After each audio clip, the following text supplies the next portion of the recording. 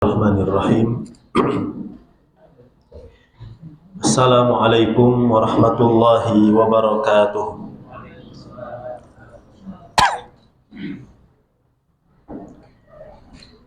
Innal hamdalillah nahmaduhu wa nasta'inuhu wa nastaghfiruh wa na'udzu billahi min shururi anfusina wa min sayyiati a'malina. Man yahdihillahu fala mudhillalah wa man yudlil fala hadiyalah. Asyhadu an la ilaha illallah wahdahu la syarikalah wa asyhadu anna Muhammadan abduhu wa rasuluh. Salawatullahi wa salamuhu alaihi wa ala alihi wa ashabihi wa sallama tasliman katsira. Ya ayyuhalladzina amanu taqullaha haqqa tuqatihi wa la tamutunna illa wa antum muslimun. Ya ayyuhan nasu taqu rabbakumul ladzi khalaqakum min nafsin wahidah wa khalaqa minha zawjaha wa batha minhuma rijalan katsiran wa nisaa'a wattaqullaha alladzi tasaaluna bihi wal arham innallaha kana 'alaikum raqiba. Ya ayyuhalladzina amanu taqullaha wa qulu qawlan sadida yuslih lakum a'malakum wa yaghfir lakum dhunubakum wa man yuti'illaha wa rasulahu faqad faza fawzan 'azima. Fa inna asdaqal hadithi kitabullah wa khairal hadyi hadyu Muhammadin sallallahu alaihi wasallam wa syarrul umuri muhdatsatuha wa kullu muhdatsatin bid'ah wa kullu bid'atin dhalalah wa kullu dhalalatin finnar. Amma ba'du, Allahumma 'allimna ma yanfa'una wanfa'na bima 'allamtana wa zidna ilman wa amalan ya rabbal alamin. Jamaah kaum muslimin wal muslimat rahimani wa rahimakumullah. Alhamdulillah, kita bersyukur memuji Allah Subhanahu wa ta'ala atas segala nikmat dan karunia yang Allah Subhanahu wa ta'ala masih terus berikan kepada kita sampai detik ini. Di antaranya Allah Subhanahu wa ta'ala kembali memberikan kemudahan kepada kita untuk melanjutkan pembahasan-pembahasan yang berkaitan dengan agama seorang muslim, dan kita akan melanjutkan pembahasan dari kitab Salasatul Usul, masih dalam pembahasan anwa'ul ibadah, macam-macam ibadah yang wajib ditujukan kepada Allah Subhanahu wa ta'ala. Tinggal dua ibadah yang tersisa, jemaah, yaitu ibadah menyembelih dan ibadah nazar. Kita mulai dari ibadah menyembelih. Syekh Muhammad bin Abdul Wahhab rahimahullahu ta'ala mengatakan di dalam kitabnya, wa dalilu dzabhi qauluhu ta'ala, dan dalil adanya ibadah menyembelih adalah firman Allah Subhanahu wa ta'ala, qul inna salati wa nusuki wa mahyaya wa mamati lillahi rabbil alamin la syarika lahu wa bidzalika umirtu wa ana awwalul muslimin. Katakanlah wahai Muhammad, sesungguhnya salatku, sembelihanku, hidupku dan matiku hanya untuk Allah Subhanahu wa ta'ala, Rabb semesta alam. La syarikalah, tidak ada sekutu bagi Allah Subhanahu wa ta'ala. Wa bidzalika umirtu, dan untuk itulah aku diperintahkan. Wa ana awwalul muslimin, dan aku adalah orang yang pertama kali tunduk kepada Allah Subhanahu wa ta'ala. Wa minas sunnah, adapun dalil dari sunnah Nabi sallallahu alaihi wasallam, la'anallah man dzabaha li ghairillah, mudah-mudahan Allah melaknat orang-orang yang menyembelih untuk selain Allah Subhanahu wa ta'ala. Dari apa yang dibawakan,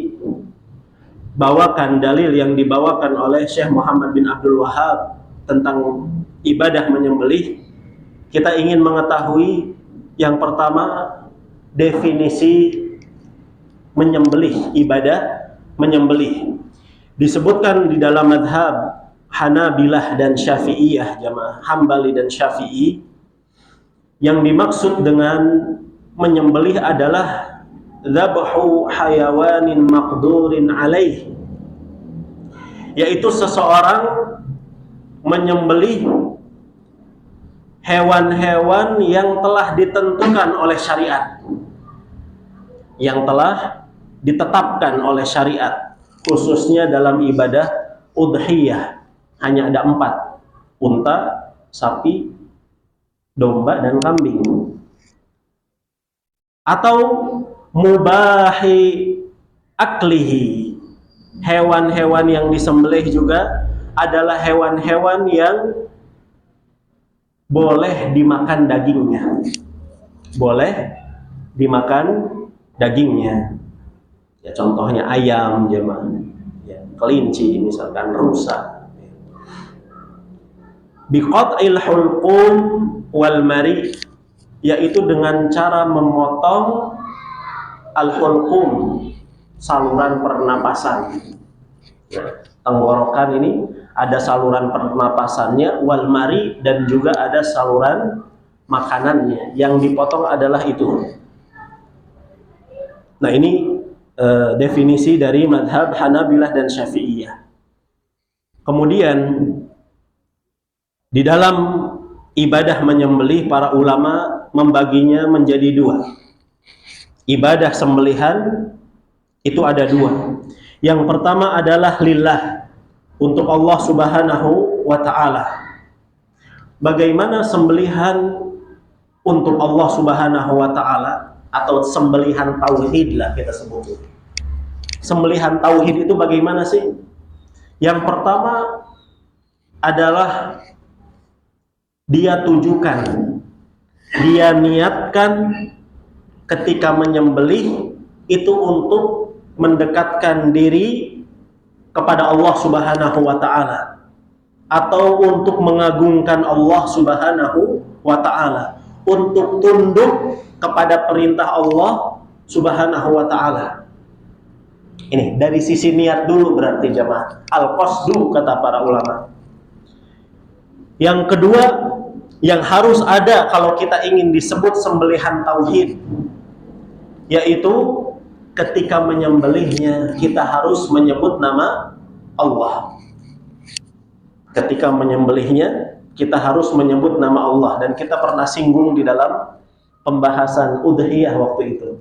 Ya, para ulama menjadikan tasmiyah, bismillah, ketika menyembelih adalah diantara sesuatu yang hukumnya wajib. Hukumnya wajib. Kalau sembelihan tidak disebut nama Allah, berarti sembelihan itu menjadi bangkai. Jadi bangkai berarti tidak halal dimakan, jamaah. Ini 2 syaratnya sembelihan tauhid. Yang pertama adalah qasdu, tujuan. Tujuannya untuk apa? Untuk mengagungkan Allah, mendekatkan diri, untuk taat terhadap perintah Allah Subhanahu wa ta'ala. Dan yang kedua syaratnya adalah ketika menyembelihnya menyebut nama Allah Subhanahu wa ta'ala. Kemudian yang kedua, sembelihan untuk selain Allah Subhanahu wa ta'ala.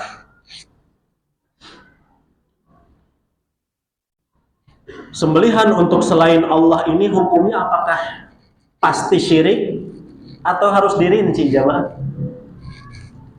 Sembelihan untuk selain Allah ini hukumnya apakah syirik atau harus dirinci? Para ulama mengatakan harus dirinci.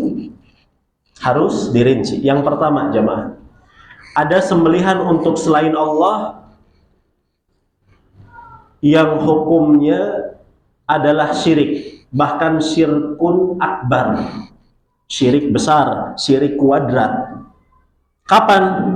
Yang pertama, seseorang menyembelih untuk mengagungkan pihak selain Allah. Misalkan untuk mengagungkan pohon, untuk mengagungkan batu, untuk mengagungkan sebuah tempat keramat, untuk mengagungkan wali, fulan dan alan. Tapi ternyata ketika menyembelihnya, dia membaca bismillah. Ini sembelihan tauhid bukan? Bukan. Harus dua tadi. Walaupun saya ini menyembelih untuk Syekh fulan, bismillah. Apakah ini sembelihan tauhid? Bukan, jemaah. Ini sembelihan syirik. Sembelihan syirik. Atau sembelihan yang syirik yang kedua, bisa jadi seseorang itu, ya, ini lebih parah. Dia mengagungkan selain Allah. Dia menyembelih itu untuk mengagungkan selain Allah. Ya, untuk misalkan penunggu pantai selatan. Ditambah lagi ketika menyembelihnya dia menyebut nama selain Allah. Ini berarti syiriknya syirik kuadrat tadi. Syirik kuadrat. Kata sebagian ulama diantaranya Syekh Abdul Aziz As-Sindi hafizahullah, dzulumatun ba'duha fawqa ba'd. Orang yang melakukan kesyirikan ini berada di kegelapan yang berlapis. Benar-benar sesat, kebangetan ini orang. Ya, kebangetan, kegelapan di atas kegelapan. Dan ini terjadi ya di masyarakat kita, baik yang pertama atau yang kedua, jemaah. Misalkan ada sembelihan proyek tumbal ya, tumbal proyek dan seterusnya. Nas'alullah as-salamah wal afiyah. Seakan-akan kalau misalkan tidak menyembelih di tempat itu, maka proyeknya, gedungnya itu akan angker, akan misalkan tidak akan sukses begitu. Tayyib. Ini yang hukumnya syirik, jemaah. Untuk selain Allah dan hukumnya syirik. Yang kedua, untuk selain Allah hukumnya dianjurkan. Bagaimana maksudnya, Ustaz? Yaitu ketika seseorang menyembelih hewan untuk menghormati tamu. Tujuannya apa? Untuk menghormati tamu. Tapi ketika menyembelih dia membaca tasmiyah. Dia membaca tasmiyah. Misalkan si fulan datang, oh iya, ibu kita misalkan sembelih ayam untuk bapak fulan. Ya, ini kan antum berarti tujuannya apa? Untuk memuliakan tamu.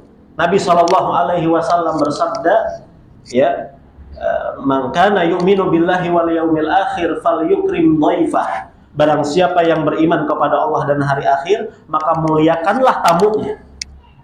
Dan Nabi Ibrahim alaihissalam telah mencontohkan ketika datang tamu-tamu Allah, ya, yang hakikatnya mereka adalah malaikat.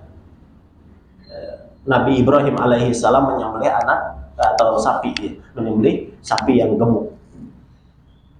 Dan ini hukumnya dianjurkan. Tapi tadi tetap membacanya bismillah, bismillah. Kemudian yang ketiga, ya, untuk selain Allah, rinciannya untuk selain, maksudnya tuh untuk apa sih? Gitu ya. Yang ketiga adalah untuk bersyukur. Untuk bersyukur atau dengan istilah kita syukuran. Dan ketika menyembelih tetap dia membaca bismillah. Beda niat saja, beda maksud saja. Diarahkan kemana ini? Sembelihan ini maksudnya untuk apa gitu. Ya. Dan ini hukumnya pun boleh. Bahkan ada riwayat dari Imam Al-Baihaqi dalam kitabnya Syu'abul Iman, bahwasanya Umar bin Khattab radhiyallahu anhu, beliau pernah belajar surat Al-Baqarah selama 12 tahun. Belajar surat Al-Baqarah 12 tahun. Sahabat ini Pak, kelas Umar bin Khattab yang hafal 30 juz, belajar surat Al-Baqarahnya 12 tahun. Maka ketika Umar selesai, ya, lamma khatamaha, ketika beliau selesai menghatamkan belajar Al-Baqarah, nahara jazuran, beliau memotong unta. Syukuran. Misalkan anak kita hafid 30 juz, syukuran, Pak. Bersyukur kepada Allah Subhanahu wa taala. Dan ini hukumnya boleh.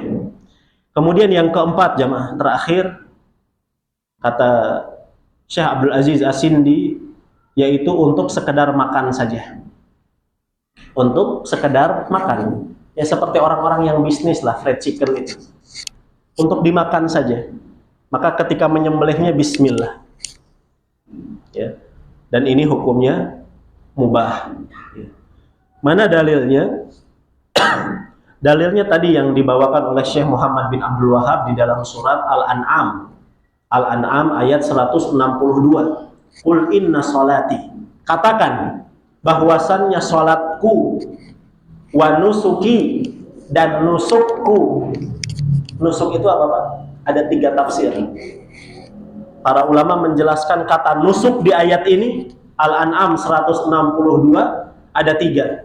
Yang pertama maksudnya adalah semua jenis ibadah.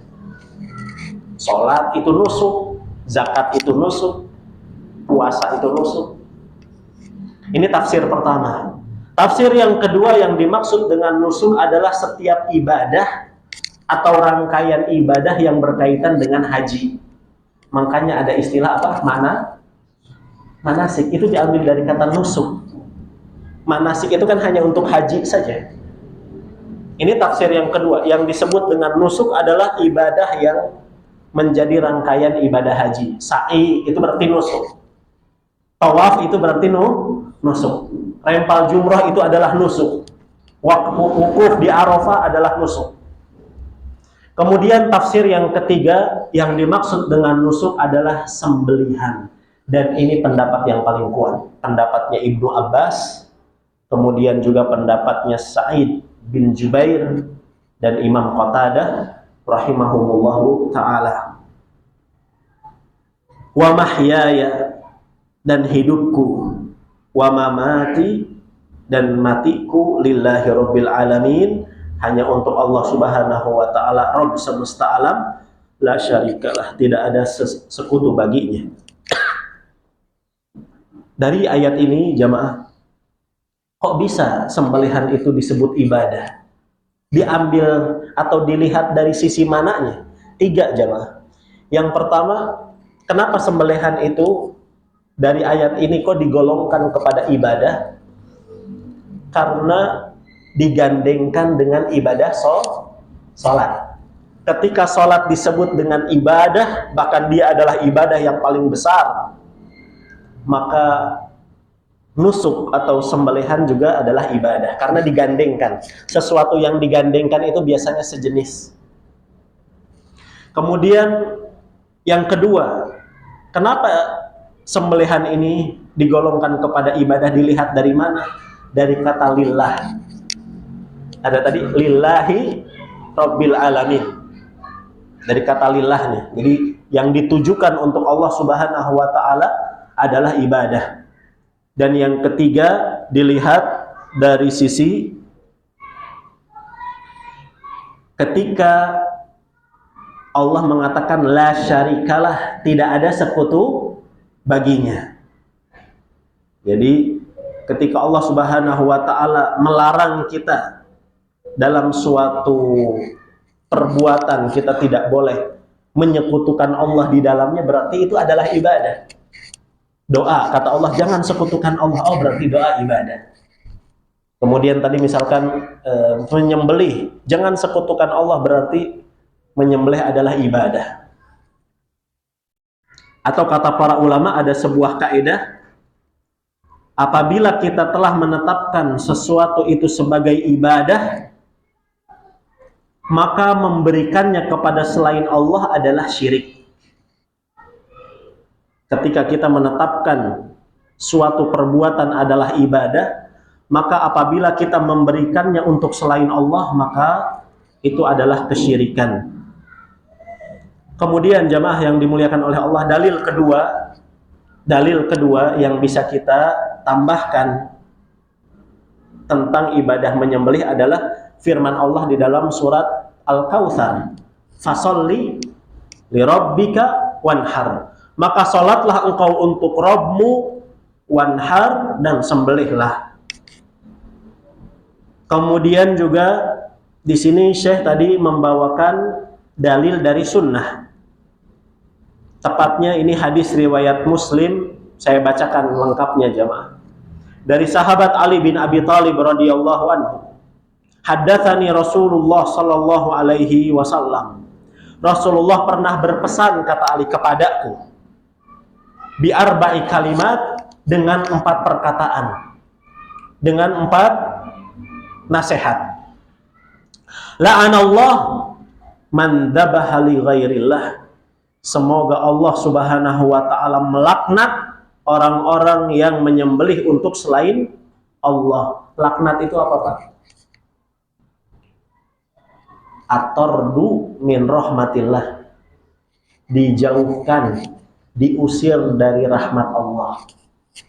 Orang yang paling sengsara, yang paling malang hidupnya adalah orang yang dijauhkan dari rahmat. Betul-betul dia hidupnya akan belangsak, akan sengsara. Kemudian yang kedua, nasihat Nabi kepada Ali, la'anallah man la'ana walidayh, semoga Allah melaknat anak yang melaknat kedua orang tuanya. Nasallallahu as-salama wal afiyah. Di dalam hadis lain, sahabat terheran-heran ketika Nabi mengatakan minal kabair an yasubbar rajul abahu, termasuk dosa besar ketika ada seseorang anak yang mencaci maki bapaknya, abahnya, ibunya. Para sahabat heran, Pak. Wahai Rasul, apakah ada anak yang tega mencela dan mencaci maki orang tuanya sendiri? Ini berarti saking baiknya mereka ya, Pak. Sampai terheran-heran. Kok ada anak yang mencela, mencaci maki? Dan di zaman ini, kalau sahabat hidup di zaman kita, sepertinya akan lebih terheran-heran lagi. Bukan hanya mencela, ibunya dipidanakan, ya. Ibunya dipukul, dibuang. Bahkan ada kasus di Lombok ya beberapa bulan atau beberapa tahun yang lalu, ibunya dibakar gara-gara misalkan game online-nya dihapus. Gara-gara gamenya dihapus, ibu orang tuanya dibakar. Para sahabat kalau hidup di zaman kita akan lebih terheran-heran ketika Nabi mengatakan ada ya orang tua yang seorang anak yang melaknat orang tuanya. Bentuknya bagaimana melaknat orang tua itu, Pak? 2 kata para ulama, bisa jadi secara langsung, dasar kamu orang tua misalkan, dia caci maki orang tuanya secara langsung. Atau yang kedua, secara tidak langsung. Maksudnya apa? Kata Nabi Shallallahu Alaihi Wasallam, yasubbur rajulu abar rajul, ada anak mencaci maki orang tua temannya. Dia caci maki orang tua temannya, kemudian otomatis yang dicaci maki ini nggak terima, maka dia balas.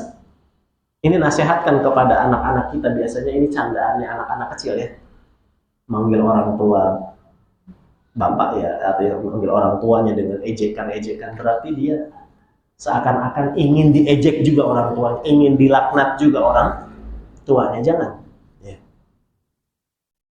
Fayasubbu abahu wa yasubbu ummahu, maka orang lain pun nggak terima, pasti dia akan balas. Maka secara tidak langsung kata Nabi, anak ini dia sedang melaknat orang tuanya sendiri. Semoga Allah melaknat anak ini. Yang ketiga, kata Nabi Shallallahu Alaihi Wasallam, la'anallah man awa muhdithan, semoga Allah melaknat orang-orang yang melindungi, yang menolong, yang mendukung, yang memfasilitasi perbuatan bid'ah. pakai saja masjid saya, tapi saya nggak ikutan ya.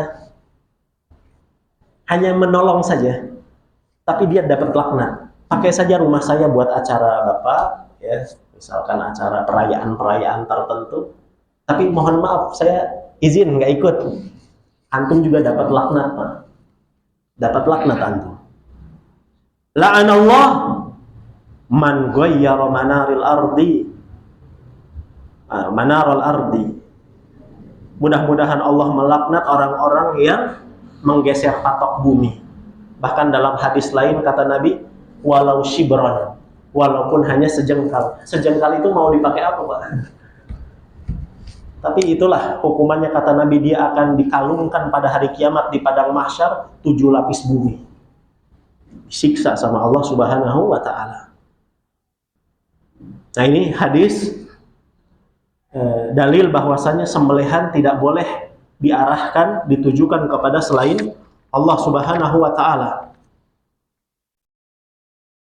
Kemudian jamaah yang dimuliakan oleh Allah, kita tambahkan satu dalil lagi sebelum kepada ibadah nazar, yaitu hadis riwayat Ahmad dari sahabat Salman Al-Farisi. Sebagian ulama menjelaskan hadis ini mauquf. Antum harus tahu ini, Pak. Ada namanya hadis mauquf. Mauquf itu berarti hadis yang terhenti sampai sahabat.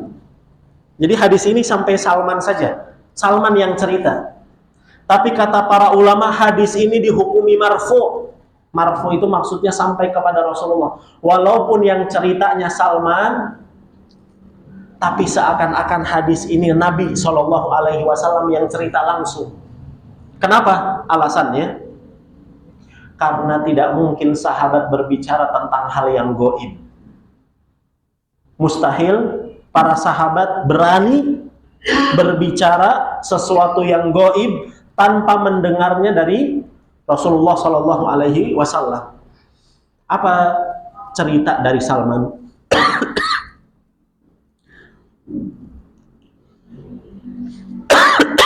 Mohon maaf jemaah. Dakhalal jannah rajulun fi dzubabin wa dakhalan nar rajulun fi dzubabin. Ada seorang yang masuk ke dalam surga gara-gara lalat, dan ada seorang yang masuk ke neraka disebabkan karena lalat. Kemudian orang-orang yang ada di sekitar Salman ketika itu bertanya, kaifa dzalik? Bagaimana kok bisa lalat menyebabkan seseorang masuk ke dalam surga dan juga ke dalam neraka? Kata Salman, marra rajulan. Pernah ada 2 orang laki-laki. Mereka melewati suatu perkampungan, suatu kaum. Lahum sanamun, di mana di kampung tersebut ada sebuah patung berhala yang diagungkan. La yajuzuhu ahadun hatta yuqarriba lahu syai'an. Yang mana orang-orang yang lewat di kampung tersebut tidak akan bisa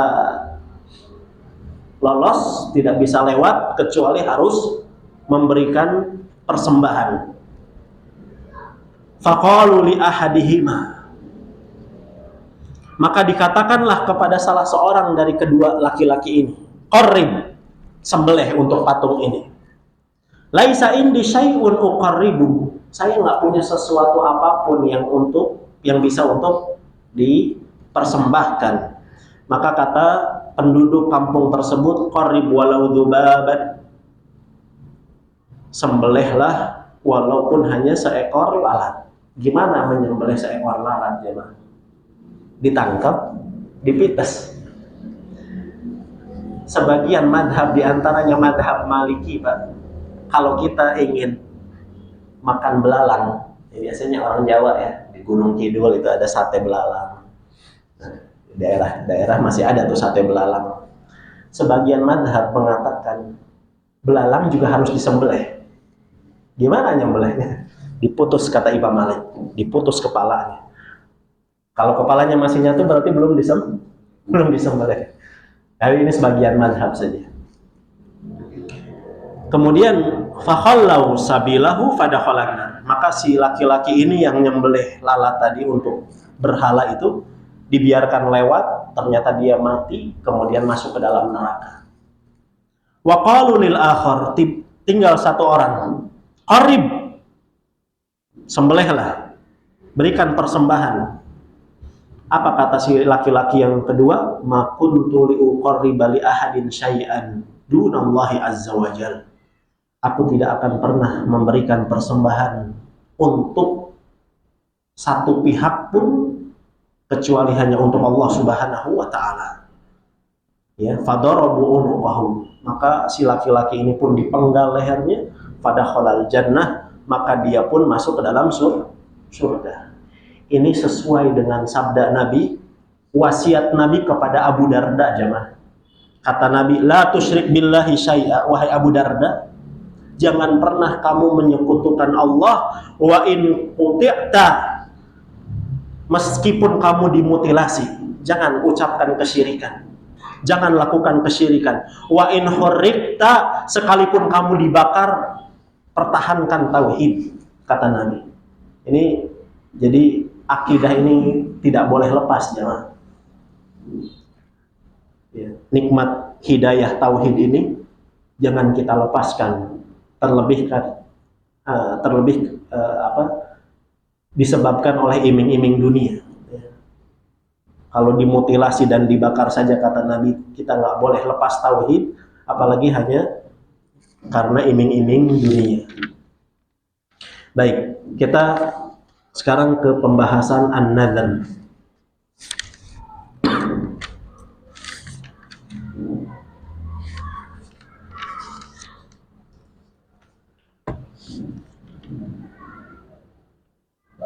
Baik. Pembahasan nadar, wa dalilun nadri, adapun dalil ibadah nadar, kata Syekh Muhammad bin Abdul Wahhab rahimahullah, yaitu firman Allah di dalam surat Al-Insan ayat yang ke-7, yufuna bin nadri. Mereka siapa? Di ayat sebelumnya disebutkan innal abrara yashrabuna min ka'sin kana mizajuha kafura. Bahwasannya orang-orang yang berbuat baik, mereka nanti di surga itu akan minum dari cangkir-cangkir, ya, mizajuha kafur, yang campurannya adalah kafur, satu tumbuhan yang wangi, ya, yang ada campuran jahenya, kata sebagian ulama, zanjabila, ainan fiha tusamma salsabila, ya, ada dicampur juga dengan mata air yang disebut dengan mata air salsabila. Kenapa mereka bisa minum dengan cangkir-cangkir yang mewah itu? Yufuna bin nadri, mereka adalah orang-orang yang menunaikan nazar.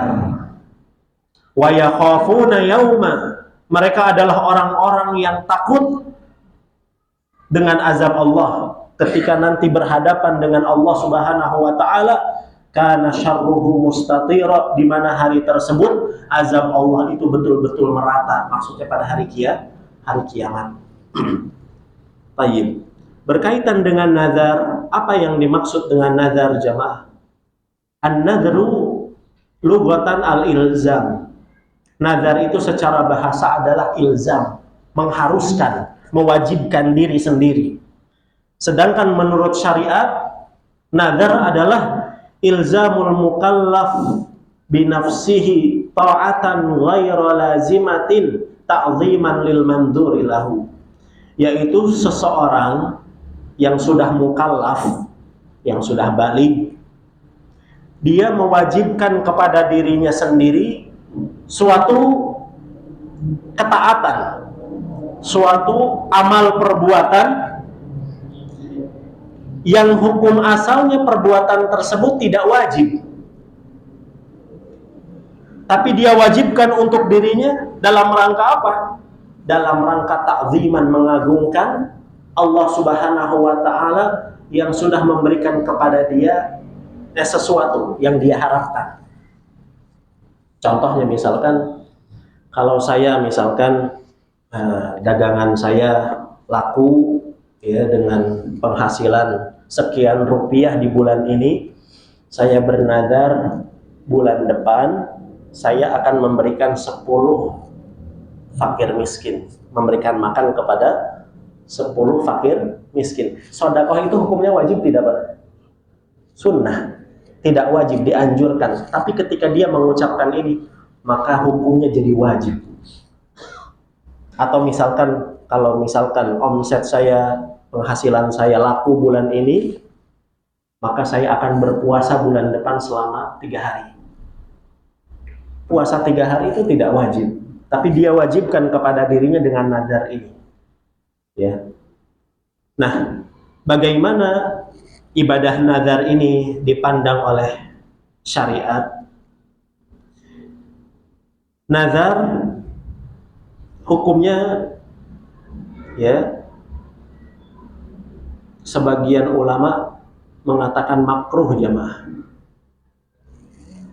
Hukumnya makruh, tapi tadi balasannya gimana? Seakan-akan bertentangan. Bagaimana maksudnya? Yang pertama, prinsipnya nazar sekali lagi hanya untuk Allah. Tidak boleh untuk selain Allah. Misalkan seseorang bernazar, ya, karena untuk mengagungkan seseorang yang menolong dia. Gara-gara kamu nih, gara-gara jasa antum yang nolong saya demi kamu akan melakukan perbuatan-perbuatan tertentu. Ini berarti dia nazar untuk selain Allah Subhanahu wa ta'ala. Jadi nazar juga hanya untuk Allah Subhanahu wa ta'ala. Nah, tadi hukumnya bagaimana? Sebagian ulama mengatakan hukumnya adalah makruh. Kenapa hukumnya makruh? Karena Nabi SAW pernah bersabda, innama yustakhraju minal bakhil. Karena nazar itu hanya dilakukan oleh orang-orang yang bakhil, orang-orang yang medit, pelit perhitungan sama Allah. Paham nggak, Pak? Giliran dia tidak mendapatkan sesuatu, seakan-akan gitu, dia tidak mau beribadah. Mau beribadahnya kapan? Kalau dia dapat sesuatu. Tadi, kalau dia dapat rizki, kalau dia misalkan dapat mobil baru, dia dapat motor baru, baru dia mau puasa. Berarti dia perhitungan. Kata Nabi SAW, innama yustakhraju minal bakhil. Nazar ini adalah perbuatan yang dilakukan oleh orang-orang yang pelit. Bakhil dia. Kenapa? Tidak harus nunggu gitu, tidak harus nunggu sesuatu itu ada. Lakukanlah ibadah, ya, dalam kondisi-kondisi normal itu. Nah, sekalipun makruh, jamaah, tapi kalau sudah terlanjur mengucapkan, maka wajib hukumnya untuk menunaikan. Dan nanti akan ada balasannya surga. Ya, balasannya adalah surga Allah Subhanahu wa ta'ala. Kemudian hal yang perlu kita ketahui juga tentang nazar, para ulama membagi nazar menjadi 2, jamaah. Nazar yang pertama namanya nazar mutlak. Nazar mutlak. Apa nazar mutlak ini? Yaitu seseorang mewajibkan dirinya untuk melakukan sebuah ibadah tanpa adanya iming-iming. Bulan depan saya bernazar, ya, untuk Allah Subhanahu wa ta'ala saya mau puasa 3 hari. Nggak ada embel-embel, Pak. Tidak ada embel namanya mutlak. Nggak dikasih syarat apa-apa. Dan ini hukumnya tidak makruh. Kalau kita ingin tidak disebut pelit, tidak mau disebut tadi kata Nabi sebagai orang yang perhitungan sama Allah, kalau mau nazar pakai yang pertama ini. Besok atau minggu depan saya mau ngasih makan 10 orang fakir miskin. Udah, titik, nggak ada embel-embel. Ya. Yang kedua, nazar yang kedua adalah nazar muqayyad. Nazar yang terikat. Maksudnya apa? Seseorang mewajibkan kepada dirinya suatu amal ibadah atau ketaatan kalau keinginan, harapan dan doanya itu dikabulkan oleh Allah. Tadi, ya kalau saya dapat sesuatu, ya maka saya akan melakukan ini. Ini yang hukumnya makruh. Bisa difahami jemaah. Jadi yang makruh yang mana, yang nggak makruh yang mana? Ini berarti tadi yang mengatakan makruh itu tidak mutlak. Ada nazar yang nggak makruh ternyata dengan dua pembagian ini. Kemudian para ulama juga membagi nazar ya terkait dengan tujuannya menjadi dua. Ada nazar yang maksiat, ada nazar yang taat. Nazar yang maksiat tidak boleh ditunaikan, tidak boleh ditunaikan. Misalkan kalau misalkan saya mendapatkan hal-hal yang sifatnya maksiat, misalkan Pak, ya, saya menang judi, maka saya akan melakukan puasa 3 hari. Dah Isya belum Pak? Sudah ya. Baik, kita jeda adzan Isya terlebih dahulu. Wassallallahu wasallam ala nabiyyina Muhammad.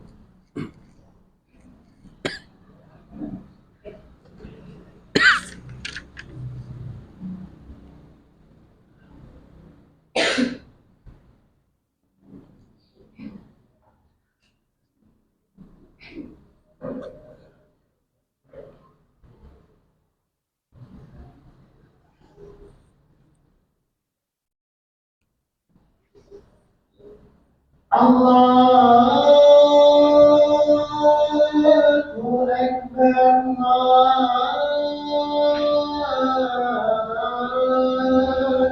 Akbar, Allahu Akbar, Allahu Akbar. Asyhadu an la ilaha illallah.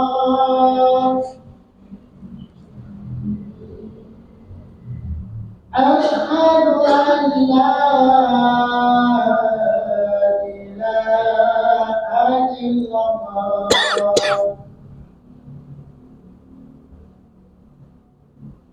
Asyhadu anna Muhammadar Rasulullah.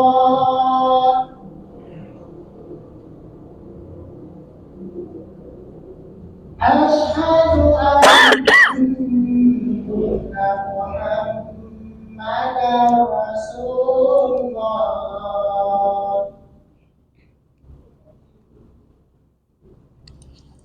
Hayya 'alas shalah.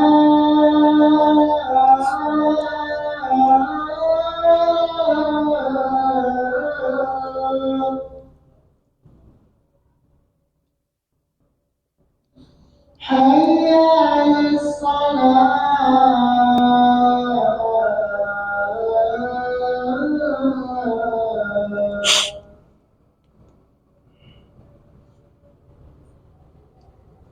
Hayya 'alal falah.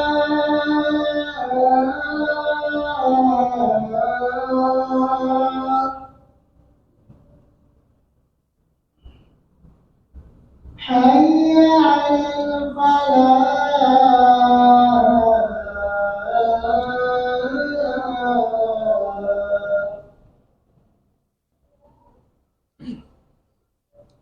Allahu Akbar, Allahu Akbar. La ilaha illallah.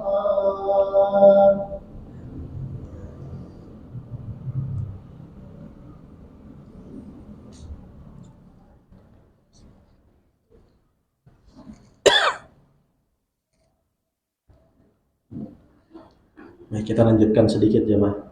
Bismillah, alhamdulillah, wassalatu wassalamu ala rasulillah, amma ba'd.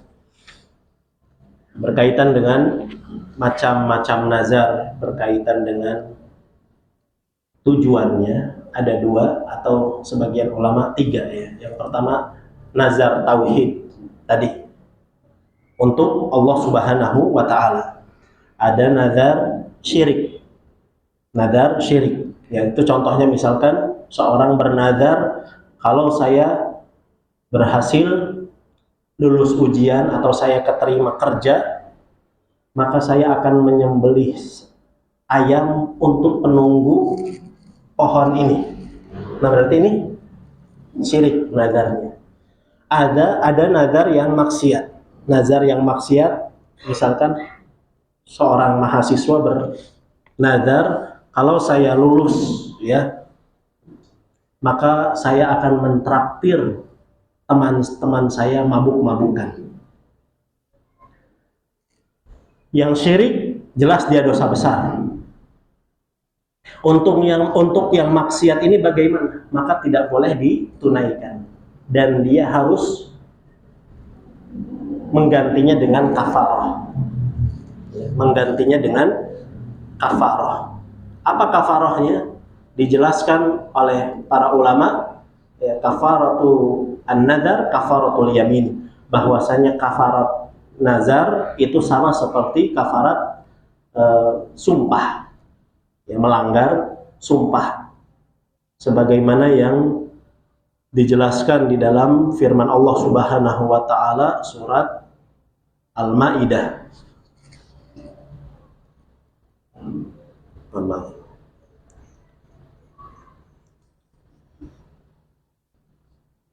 Allah Subhanahu wa Ta'ala berfirman di dalam surat Al-Maidah, yang pertama itu dia harus memberikan makan 10 fakir miskin. Fakir miskin harus dikasih makan. Fakafaratuhu it'amu asyarati masakin. Dan teknisnya bisa dengan dua cara. Teknisnya bisa dengan dua cara. Cara yang pertama adalah orang miskinnya itu aja, Pak. Tapi beda hari. Berarti otomatis dia ngasih makannya 10 hari. Atau kalau ingin satu hari sekaligus jadi, maka panggil 10 orang yang berbeda-beda. Ini disebutkan oleh Imam Ibnu Qudamah. Fakafaratuhu it'amu asyarati masakin min awsati ma tut'imun, dengan makanan yang sering kita makan, ya. Au kiswatuhum, atau misalkan kalau kita ingin ganti makanannya pakai pakaian juga boleh, ya, memberikan pakaian. Atau makanan tadi bisa diganti, sebagian ulama menjelaskan dengan makanan mentah, beras. Berarti kasihnya berapa? Ini juga berlaku untuk nazar taat, Pak. Nazar taat, misalkan kalau saya lulus minggu depan saya mau puasa 3 hari, ternyata minggu depan dia nggak puasa 3 hari, maka dia harus bayar kafarah ini. Sama, mau nazar taat, mau nazar maksiat, kalau dibatalin maka harus kafarah. Boleh dengan makanan mentah. Kalau makanan mentah, sebagian ulama mengatakan setengah sop. 1 sop biasanya bayar zakat berapa? 3 kilo. 3,5 kilo. Berarti kalau setengah sop kurang lebih 1,5 kilo beras. Kasih aja beras kalau kita nggak mau masak, ya. Kemudian au tahriru raqabah. Kalau kita nggak mau ngasih makan, nggak mau ngasih pakaian, maka kata Allah membebaskan budak. Dan budak nggak ada zaman sekarang. Bahkan budak itu lebih mahal daripada makanan sebetulnya. Kemudian faman lam yajid fasiyamu thalathati ayyam. Ternyata budak nggak dapat, maka diganti dengan puasa 3 hari. Dalilnya adalah surat Al-Maidah ayat 89, ya. Al-Maidah ayat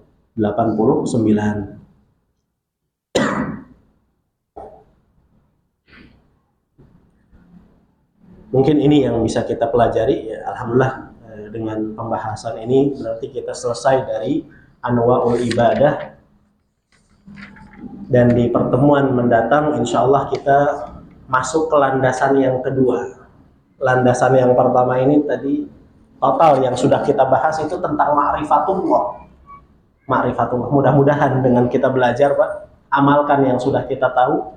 Mudah-mudahan satu pertanyaan nantinya sudah bisa kita jawab di alam barzah. Man rabbuka? Rabbi Allah. Tapi itu sekali lagi bukan hafalan ya, tapi iman, keyakinan. Nah, yang kedua nanti kita akan belajar tentang ma'rifatu dinil Islam, mengenal agama Islam. Banyak orang yang ngaku beragama Islam, tapi dia tidak tahu tentang rukun-rukunnya, tidak tahu dengan konsekuensi-konsekuensinya. Ya. Maka kita insya Allah dengan izin Allah akan pelajari ma'rifatu dinil Islam, mengenal agama Islam dengan dalil-dalilnya. Wallahu alam. Sebelum ditutup barangkali ada pertanyaan dari jemaah. Cukup, Pak. Alhamdulillah. Jazakumullah khairan. Kita tutup dengan doa kafaratul majlis. Subhanakallahumma wa bihamdika asyhadu an la ilaha illa anta astaghfiruka wa atubu ilaik. Assalamualaikum warahmatullahi wabarakatuh.